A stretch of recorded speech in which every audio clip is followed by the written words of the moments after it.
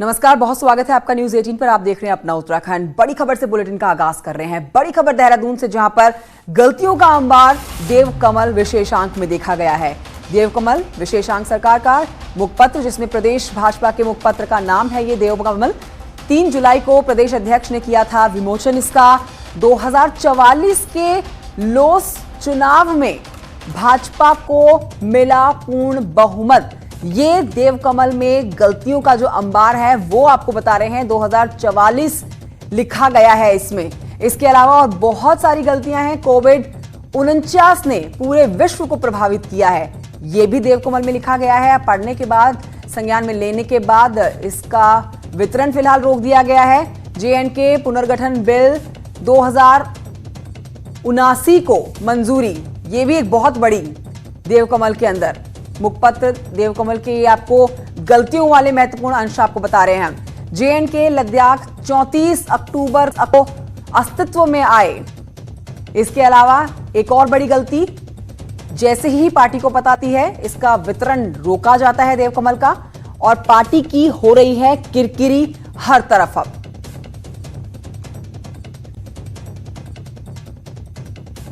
ये त्रुटियां हैं, इसको हम स्वीकार करते हैं। और जैसा कि पत्रिका के संपादक ने कहा, ये तकनीकी त्रुटियां हैं, क्योंकि जिस समय प्रिंटिंग में गया तो फॉन्ट कन्वर्ट करते समय ये गलतियां हुई। तो लेकिन कुल मिलाकर के त्रुटि है, और इसी कारण से हमने पत्रिका का तत्काल जो है प्रसार रोक दिया, और अब त्रुटियां ठीक करके हम इसको पुनः प्रकाशित कर रहे हैं। और इसी खबर पर ज्यादा जानकारी लेते हैं मेरे सहयोगी सुनील नरप्रभात हमारे साथ मौजूद हैं। सुनील नरप्रभात, प्रदेश भाजपा का मुखपत्र है देवकमल विशेषांक, जो इसका अभी लॉन्च किया गया है, एक बार आप विस्तार से बताइए, जिसमें एक नहीं, दो नहीं, अनेकों गलतियां नोटिस की गई हैं।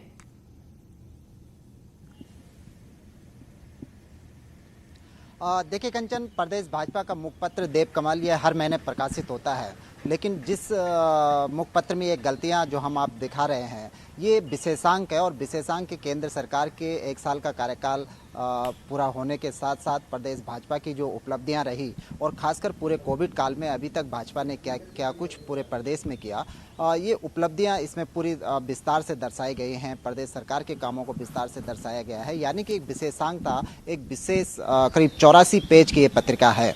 इस पत्रिका में तमाम तरह की गलतियां हैं। 2014 के लोकसभा चुनाव की जगह 2044 का लोकसभा चुनाव दिखाया गया है। जिस तरह से अभी आपने देखा कि कोविड-19 को कोविड-49 दिखाया गया है। ये एक जाहिर सी बात है कि गलतियां हो सकती हैं, लेकिन विशेषांक में और वो भी पार्टी के मुखपत्र में इस तरह गलतियों का अंबार हो, ये अपने आप में सोचा जा सकता है। खासकर तब जब इसका बाकायदा विधिवत पूर्वक, समारोह पूर्वक इसका विमोचन किया गया हो प्रदेश अध्यक्ष के हाथों। बंशीधर भगत ने 3 जुलाई को इसको विमोचन किया था। प्रदेश भाजपा के जो शीर्ष नेता हैं वो इस समारोह में थे जब इस पत्रिका का विमोचन किया गया। एक सवाल ये उठता है कि जिस पत्रिका को आप इतने सम्मान, जो आपका पूरा मुख फिरस्त हो, जिस पत्रिका को आप लॉन्च कर रहे हैं, क्या किसी ने भी, प्रदेश भाजपा के किसी भी नेता ने क्या विमोचन से पहले इस पत्रिका को पढ़ा नहीं, और विमोचन के बाद भी क्या पढ़ने की जहमत नहीं उठाई? ये बात साबित करती है कि आप प्रवचन तो देते हैं, लेकिन खुद उन पर अमल नहीं करते। आपने 84 पेज की एक पूरी की पूरी पत्रिका छाप दी, लेकिन उसके अंदर ये देखने की जहमत नहीं उठाई कि इस पत्रिका में लिखा क्या है, सरकार की क्या योजनाएं हैं, केंद्र सरकार की क्या योजनाएं हैं, क्या क्या आपने कोविड काल में काम किया। किसी भी नेता ने इसको देखने की जहमत नहीं उठाई। पार्टी की नज़र इस पर करीब 5 जुलाई को गई, जो हमारे पास जानकारी है, और 5 जुलाई को इसको चुपचाप, इस पूरे जो अंक थे, करीब जो हमारी बातचीत हुई है, देवेंद्र भसीन जो भाजपा के प्रदेश मीडिया प्रभारी हैं, उनका कहना है कि 5000 कॉपियां इसकी छपाई गई थी, और इनका वितरण तात्कालिक प्रभाव से रोक दिया गया है। सवाल मेरा आपसे था कि कैसे नोटिस की गई गलतियां। सुनील नरप्रभात, मतलब प्रदेश भाजपा का ये मुखपत्र देवकमल, जिसका ये विशेषांक है, जिसमें आप मोदी सरकार की उपलब्धियां बता रहे हैं, उनके कार्यकाल की, आप प्रदेश में बीजेपी सरकार की उपलब्धियां बता रहे हैं, और जिस पत्रिका को आप घर घर तक पहुंचाना भी चाहते हैं, जिसे लॉन्च करते हुए भी नोटिस नहीं किया गया, जिसमें एक नहीं बहुत सारी गलतियां हैं। ये गलतियां नोटिस कब की गई और किसने की?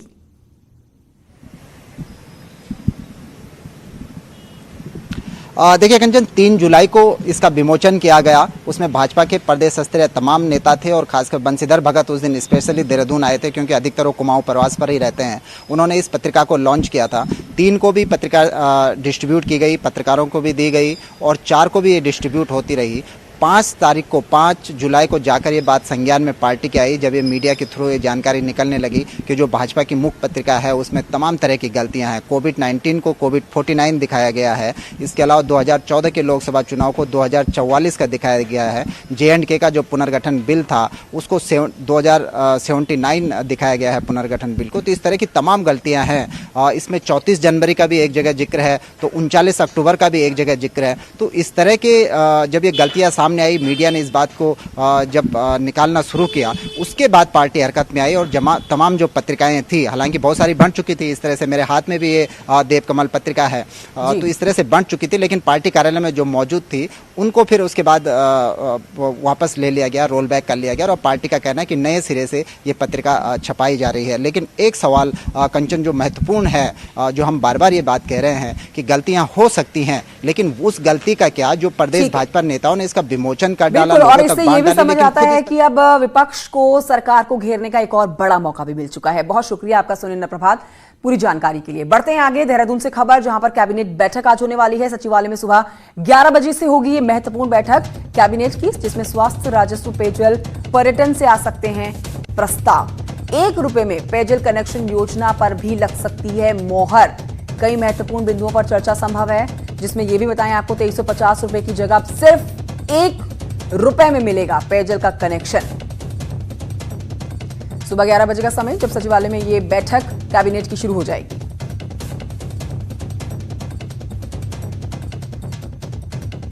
तो अब से थोड़ी ही देर के बाद सचिवालय में सुबह 11 बजे ये बैठक होनी है मुख्यमंत्री त्रिवेंद्र सिंह रावत की अगुवाई में, जिसमें स्वास्थ्य, राजस्व, पेयजल, पर्यटन, कई महत्वपूर्ण प्रस्ताव आ सकते हैं, चर्चा हो सकती है इन पर। और 1 रुपए में पेयजल कनेक्शन योजना पर सबका जोर रहने वाला है, जिस पर मोहर लगना संभव है। 2350 की जगह महज 1 रुपए में यह पेयजल का कनेक्शन मिलेगा, ऐसी खबरें छनकर सामने आ रही हैं। अब से थोड़ी ही देर के बाद 11 बजे सचिवालय में कैबिनेट की अहम बैठक। बढ़ते हैं आगे, द्वाराहाट की खबर आप तक पहुंचाते हैं, जिसके तेल मीनारी गांव में देर रात एक मकान टूट गया। 3 लोगों की मकान के मलबे के नीचे दबने से मौत हो गई है। 2 लोग अपनी जान बचाकर भागे गिरते हुए घर से। मां और 2 बेटी इस मकान के मलबे के नीचे दबने से जान गंवा चुके हैं, लेकिन इस बीच बेटा और पिता दोनों ने भागकर किसी तरह से अपनी जान बचाई। बारिश लगातार हो रही है और बढ़ती बारिश, तेज बारिश के चलते ये मकान ढह गया। पूरा का पूरा मकान जमींदोज हो गया, जिसमें 3 लोगों की जिंदगियां दब गई। आपदा इस घर में आई और जहाँ की शुक्र भगवान का ये है कि उनका एक बच्चा नीचे दोस्तों के साथ बैठा था, तो उस बेचारा उसकी जान बच गई। और उनके घर के 4 सदस्य यहीं पर थे, जिनमें एक बुजुर्ग बहुत गंभीर रूप से घायल हैं और 3 जनों की जो है यहाँ पर स्वर्गवास हो चुका है। बड़े दुखद। द्वाराहाट के तेल मीनारी गांव में ही देर रात एक मकान जब टूटा, 3 लोगों की जान उसमें चली गई। 2 लोग भागकर अपनी जान बचाते हैं। उसमें आपको बताएं कि बेटा और पिता की जान बच गई। बारिश बहुत तेज है, जिसके बाद ये बड़ा हादसा हुआ। जनजीवन पूरी तरह से अस्त व्यस्त है। इस बीच आपको एक बड़ी अपडेट दें कि मौसम विभाग ने आज पूरे प्रदेश में मध्यम गति की बारिश के साथ 9 जुलाई से 14 जुलाई तक तेज बारिश का अलर्ट जारी कर दिया है। पूर्वानुमान को देखते हुए प्रशासन सतर्क हो चुका है। तो ये पूर्वानुमान। उत्तराखंड में मौसम पल पल रंग बदल रहा है, कभी धूप, कभी बारिश, तो कभी बहुत तेज बारिश। मौसम विभाग ने 9 से 14 जुलाई तक प्रदेश में भारी से भारी बारिश का अलर्ट जारी किया है, खासकर गढ़वाल रीजन में। प्रदेश भर में पिछले दिनों से चल रही बारिश से अभी तक 152 के आसपास मोटर मार्ग बंद हैं, तो यमुनोत्री नेशनल हाईवे को चौथे दिन बाद भी नहीं खोला जा सका है। मार्ग का राणा चट्टी में करीब 30 मीटर हिस्सा पूरी तरह से बह गया था। मौसम की इस दुश्वारियों के बीच प्रशासन ने लोगों से अलर्ट किया है कि वो ऐसे स्थानों पर जाने से बचें जो भूस्खलन की दृष्टि से संवेदनशील हो सकते हैं, खासकर अगले 3 से 4 दिनों तक। कैमरा पर्सन अनिरुद्ध रावत के साथ सुनील नौप्रभात, न्यूज़ 18 देहरादून।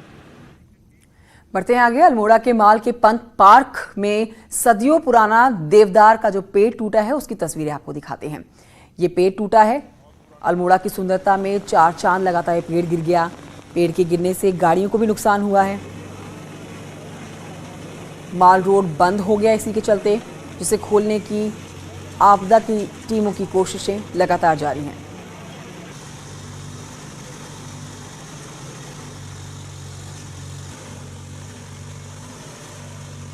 काफ़ी पुराना पेड़ यहाँ पे लगभग 200 साल वर्ष पुराना पेड़ ये देवदार का था, जो कि अल्मोड़ा की एक पहचान था। आज प्रातः 7 बजे ये भी गिर गया है। यहाँ पर मार्ग खोलने की कार्रवाई की जा रही है। और अब आपको बताएं यहाँ पर कि बुधवार की सुबह यानी कि आज की सुबह हुई बारिश के कारण रामनगर से एक खबर आ रही है, जहाँ के धनगढ़ी नाला उफान पर आ जाने के बाद की तस्वीरें आप देख रहे हैं। नेशनल हाईवे 309 बंद हो गया, हाईवे पर जाम लग गया। NH 309 काशीपुर से पौड़ी के बुआखाल को जोड़ने के साथ ही अल्मोड़ा के सल्ट और रानीखेत क्षेत्र को जोड़ता है।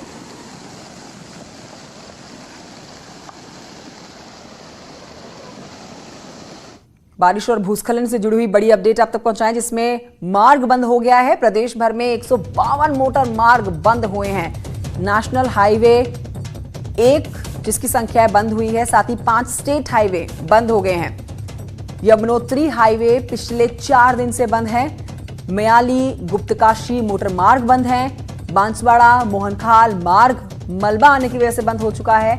तो भूस्खलन, लैंडस्लाइड, बारिश, जिसका प्रकोप तस्वीरों के जरिए ही फिलहाल उत्तराखंड के बाहर के लोग देख सकते हैं कि कैसे यहां पर भारी बारिश तबाही मचाता है।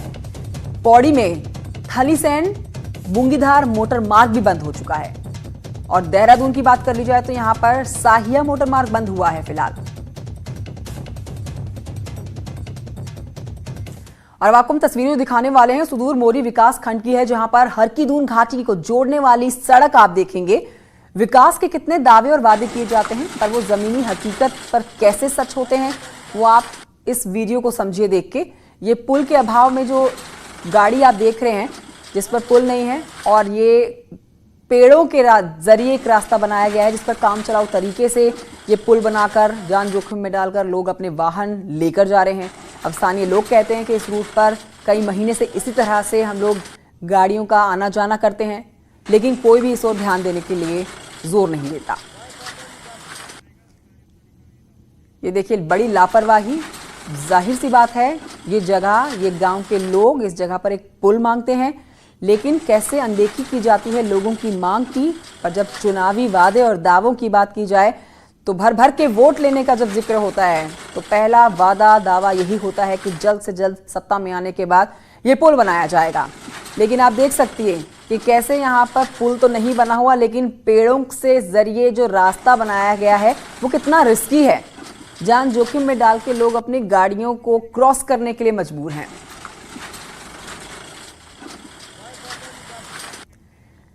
कुमाऊं के पहाड़ों की ओर आपको लिए चलते हैं, जहां पर जबरदस्त बारिश के बाद हल्द्वानी, गोला, नगौर, कैलाश नदियां पूरे उफान पर हैं। पूरे उफान पर हैं ये नदियां। कई जगह ये नदियां सड़कों को पार करते हुए गुजरी हैं। इसी के कारण यातायात प्रभावित हुआ है। मोटर मार्ग कहीं बंद है, वो आपको बता ही चुके हैं। हल्द्वानी से सितारगंज, खटीमा और टनकपुर काम के लिए निकले हुए लोग सुबह से ही नदियों के एक छोर पर फंसे हुए दिखाई दिए।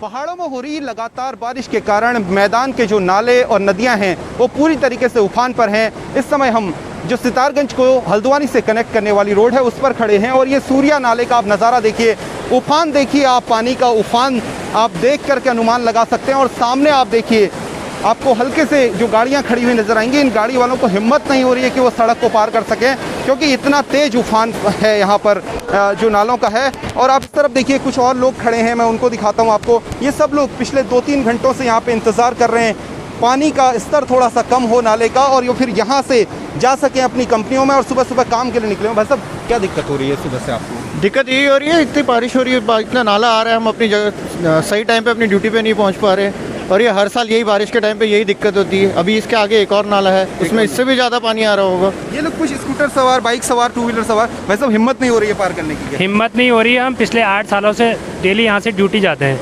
8 सालों से प्रशासन का यही है कि बजट आया, अब लगेगा, पुल लगेगा, हमें दिक्कत यही होती है, हम सुबह 8 बजे से यहाँ पे खड़े हुए हैं, कम से कम हमें 2 से 3 घंटा हो गया है। इस तरीके की दिक्कतों से लोग दो चार हो रहे हैं। जिन नालों में उफान है वहाँ पर लोग खासे परेशान हो रहे हैं। कैमरा सुनील कुमार के साथ शैलेंद्र नेगी, न्यूज़ 18 हल्द्वानी।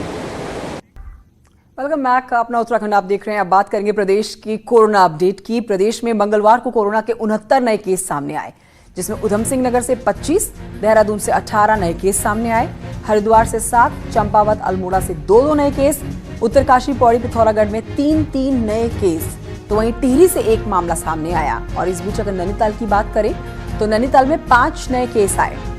3230 हुए हैं कोरोना पॉजिटिव के कुल मामले इन नए मामलों के आने के बाद। प्रदेश में एक बार फिर से कोरोना सैंपल को लेकर बैकलॉग बढ़ने लगा है और 28 जून को सैंपल का जो बैकलॉग 3700 के आसपास का था, वो अब 29 जून के बाद लगातार बढ़ता चला गया और मंगलवार को सैंपल का बैकलॉग 6000 के पार जा चुका है। बावजूद इसके प्रदेश में पहले की अपेक्षा 6 लैब काम कर रही हैं। डीजी हेल्थ अमृता उप्रेती कहती हैं कि लैबों की संख्या बढ़ाने के लिए प्राइवेट लैब से आवेदन मांगे जा रहे हैं। ये भारत सरकार ने जो है 2000 और 2400 का रेट कर दिया है आईसीएमआर और गवर्नमेंट ऑफ इंडिया की गाइडलाइन के हिसाब से। उसी के हिसाब से हमने अभी टेंडर डाले थे और उसमें जो लैब्स आनी हैं उनको ये बता दिया गया कि जो सहमत हैं उस रेट पर वो सभी लैब्स उसमें प्रतिभाग कर सकती हैं। और हमारे पूरे प्रदेश के जो लैब टेक्नीशियंस बंधु हैं वो पूरे पिछले 2 दिन से भूखे प्यासे रह के अपना काम कर रहे हैं। लेकिन बड़े दुर्भाग्य की बात है कि शासन द्वारा या माननीय मुख्यमंत्री जो कि हमारे विभागीय मंत्री भी है, महीनों से हम उनको संपर्क साधने की कोशिश कर रहे हैं, उन्होंने अभी तक इसका संज्ञान नहीं लिया है। हमारी जो डीजी हेल्थ है लगातार लैब टेक्नीशियन से मेरे ख्याल से वार्ता भी कर रही है। कुछ उनके लोकल एसीपी के इश्यूज से उनको काफ़ी तक रिजॉल्व कर दिया है। बाकी उनके नियमावली के इन पदों का जो स्तर है, जो इश्यूज है, वो शासन स्तर पर विचाराधीन है। तो अब प्रदेशवासियों के लिए एक दुखद खबर, जिसमें जाने माने उत्तराखंड के फिल्म एक्टर अशोक मल का मुंबई में निधन हो गया। अशोक मल ने कुमाऊनी और गढ़वाली भाषा की दर्जनों फिल्मों में काम किया था। साथ ही उन्होंने कई फिल्मों का निर्देशन भी किया था। अशोक मल की मेघा आज सबसे चर्चित फिल्म रही। मल के निधन पर कई संगठनों ने गहरा शोक व्यक्त किया। फिल्म कलाकार मल लंबे समय से कैंसर से जूझ रहे थे। बच्चों की परीक्षा से जुड़ी बड़ी अपडेट, जिसमें देहरादून से ये अपडेट आई है। 9 सितंबर से पहले ही होंगे सभी विश्वविद्यालयों के एग्जाम्स। फाइनल ईयर के एग्जाम 9 सितंबर से पहले करवाने के निर्देश जारी कर दिए गए हैं।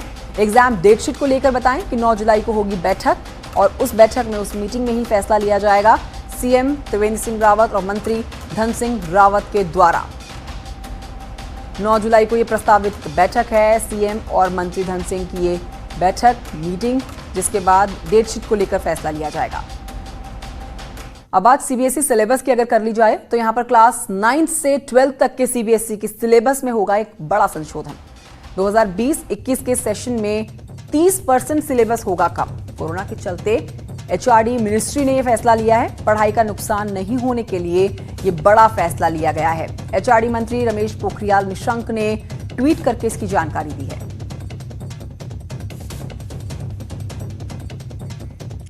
इसी बीच आपको बताएं कि उत्तराखंड शिक्षा विभाग कंटेनमेंट जोन में एग्जाम देने से वंचित रह गए बच्चों को प्रमोट करने की प्लानिंग कर चुका है। लेकिन बच्चों के भविष्य को देखते हुए कोरोना काल में प्रमोट करने के इस फैसले पर सवाल उठने लगे हैं।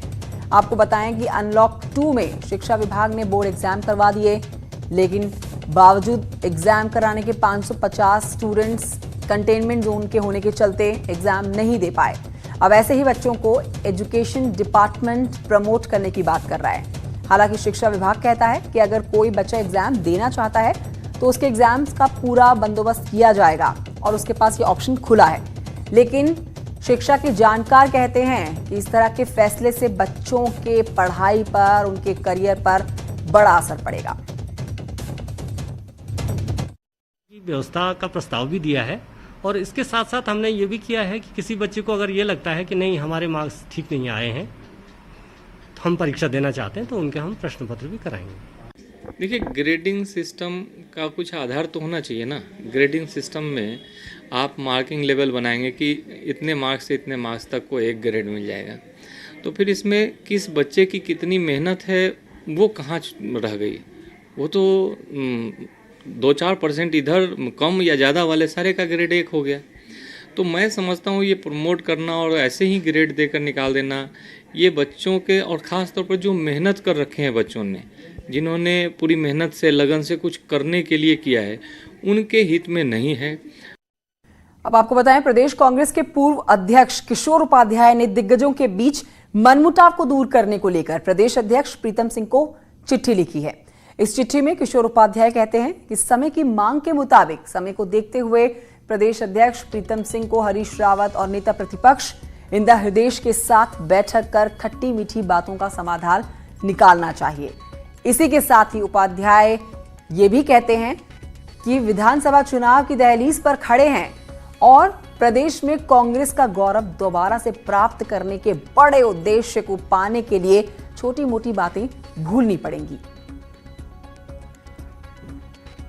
मान लीजिए मुझे ये लगता है कि मेरे साथ जाती हुई तो मैं उसको भूल रहा हूँ। इसी तरह से आप सब लोग भूलिए और पीछे मत जाइए। आगे कैसे हम जो है अच्छा भविष्य यहाँ के कांग्रेसियनों का बना सकते हैं, वो मैंने निवेदन किया है सब लोगों से। और आइए आगे बढ़ते हैं, आपको बताते हैं खबर दुबई में फंसे हुए प्रवासी उत्तराखंड वासियों से जुड़ी हुई, जिनके देश वापस आने की आस कल मंगलवार को तब टूट जाती है जब विशेष चार्टर्ड प्लेन दुबई से नई दिल्ली के लिए उड़ान नहीं भर पाता। दुबई में बहुत ज़्यादा बड़ी मात्रा में उत्तराखंड के प्रवासी होटल्स में और फैक्ट्री में काम करते हैं। लॉकडाउन के बाद तमाम प्रवासी वहां फंस गए, लगातार देश वापस आने की कोशिश कर रहे हैं। लेकिन इस बीच दुबई में उत्तराखंड के प्रवासी संगठन ने प्रवासियों के वापस आने के लिए एक चार्टर्ड प्लेन बुक कराया था और आखिरी समय में इसको भारत के नागरिक उड्डयन विभाग से मंजूरी नहीं मिल पाई। उत्तराखंड क्रांति दल के पूर्व विधायक पुष्पेश त्रिपाठी ने सरकार से मदद की अपील की है।